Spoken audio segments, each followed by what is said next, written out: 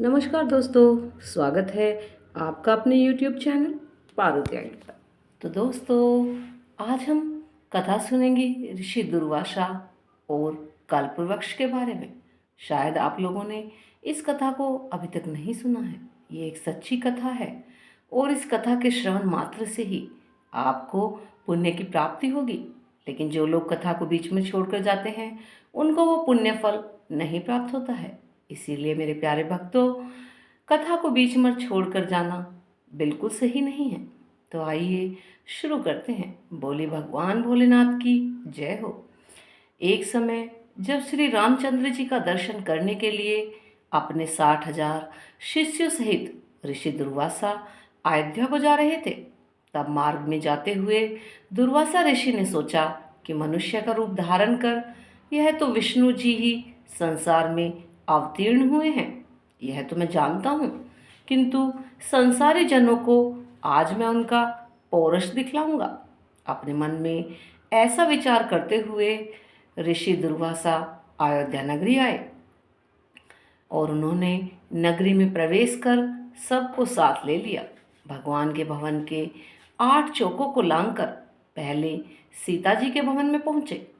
तब शिष्यों सहित ऋषि दुर्वासा को सीता जी के द्वार पर उपस्थित देखकर पहरेदारों ने शीघ्रता से दौड़कर श्री रामचंद्र जी को इसकी सूचना दी।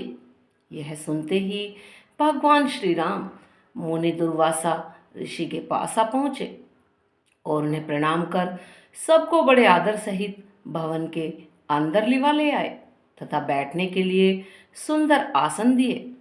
तब आसन पर बैठते ही दुर्वासा ऋषि ने मधुर वचनों में श्री रामचंद्र जी से कहा कि आज 1000 वर्ष का मेरा व्रत पूरा हुआ है।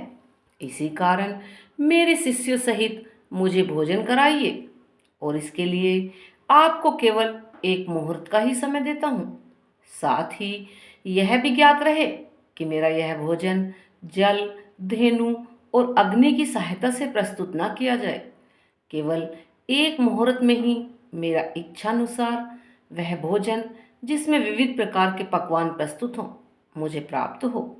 इसके अतिरिक्त यदि तुम अपने गृहस्थ धर्म की रक्षा चाहो तो शिव पूजन निमित्त मुझे ऐसे पुष्प मंगवा दो जो पुष्प यहाँ अब तक किसी ने देखे ना हो।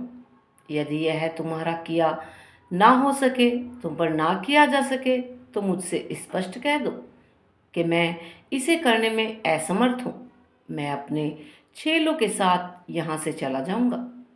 तब मुनिवर की इस बात को सुनकर श्री रामचंद्र जी मुस्कुराते हुए बड़ी नम्रता से बोले, भगवान आप मुझे आपकी सब आज्ञा स्वीकार है।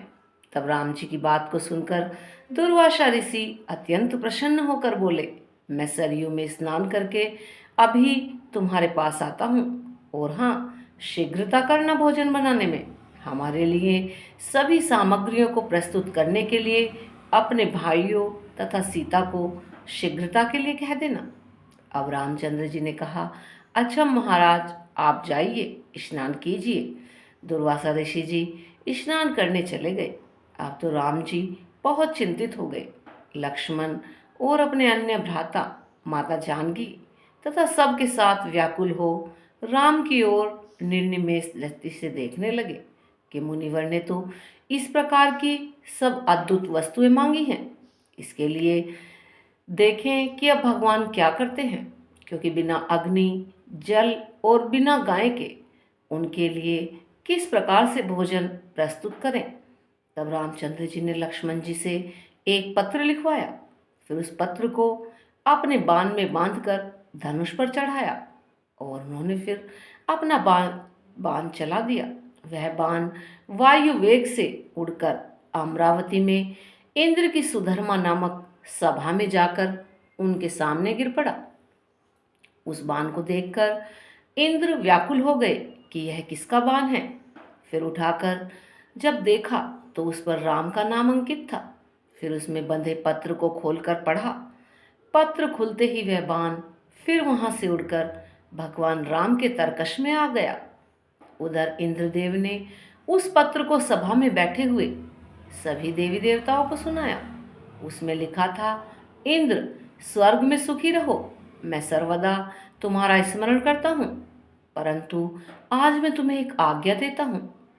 आज 1000 वर्ष के भूखे ऋषि दुर्वासा मुनि अपने 60,000 शिष्यों के साथ मेरे यहाँ आए हैं, परंतु वे ऐसा भोजन चाहते हैं जो गौ, जल अथवा अग्नि के द्वारा सिद्ध ना किया हो।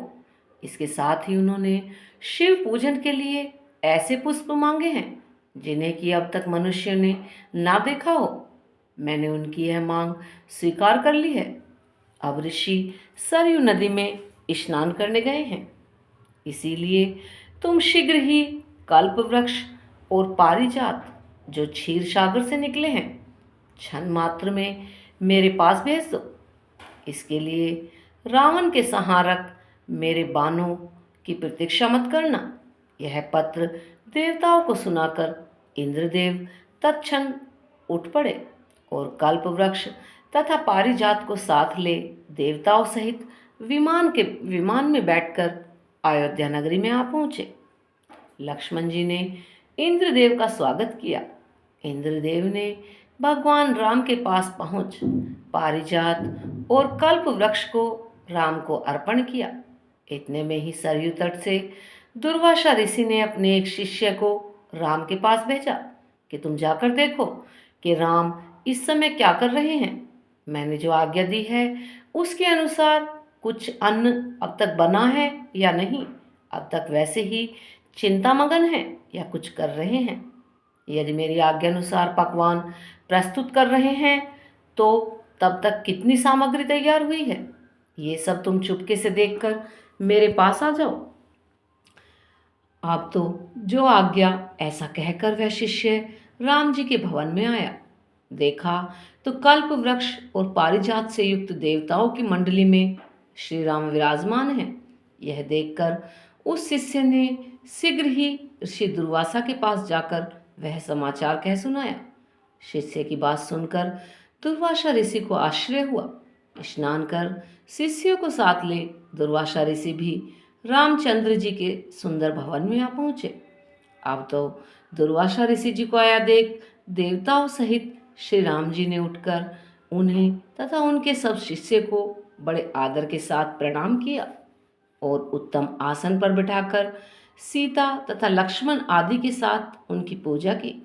फिर जिन पुष्पों को मनुष्य ने अब तक नहीं देखा था, शिव पूजन के हेतु पारिजात के उन पुष्पों को राम ने दुर्वासा ऋषि के समक्ष प्रस्तुत किया। उन पुष्पों को देखकर मुनि दुर्वासा ऋषि को एक बार तो बहुत आश्चर्य हुआ, किंतु मौन भाव से उन्होंने उन्हें ग्रहण कर शिव भगवान तथा अन्य देवताओं की उन पुष्पों से पूजा की। फिर उसी क्षण रामचंद्र जी ने, लक्ष्मण तथा सीता आदि ने सबको भोजन परोसने की आज्ञा दी।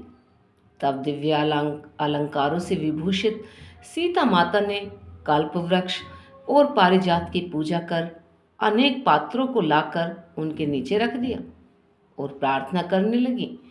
इस प्रकार कर बोली कि हे क्षीर सागर से उत्पन्न होने तथा देवताओं को मनोरथों को पूर्ण करने वाले कल्प वृक्ष, आज शिष्य सहित हमारे यहाँ आए दुर्वासा ऋषि को तुम संतुष्ट कीजिए। तब माता सीता के इस प्रकार कहते ही कल्प वृक्ष ने पल मात्र में ही रखे हुए वहाँ करोड़ों पात्रों को अनेक प्रकार की खाद्य सामग्रियों से पूर्ण कर दिया। फिर तो उन सब अन्नों को उर्मिला सहित माता सीता ने सोने के पात्रों में रख रख कर दुर्वासा ऋषि के समक्ष परोस दिया। अब तो रामचंद्र जी से निवेदित दुर्वासा ऋषि ने अपने शिष्यों के साथ बड़े प्रेम से वह सब भोजन किया। फिर अपने हाथ मुंह धो तांबुल तथा दक्षिणा ली और बहुत प्रसन्न मुद्रा में वहां से चले गए। तो बोलिए भगवान भोलेनाथ की जय हो, श्री अवर रामचंद्र की जय हो। तो दोस्तों, अगर आपको हमारी वीडियो अच्छी लगी हो तो प्लीज़ चैनल को लाइक करें, शेयर करें। जिन्होंने अभी तक चैनल को सब्सक्राइब नहीं किया है वो चैनल को सब्सक्राइब करें और ऐसी ही कथाएं सुनने के लिए हमारे चैनल पर बने रहें। धन्यवाद दोस्तों।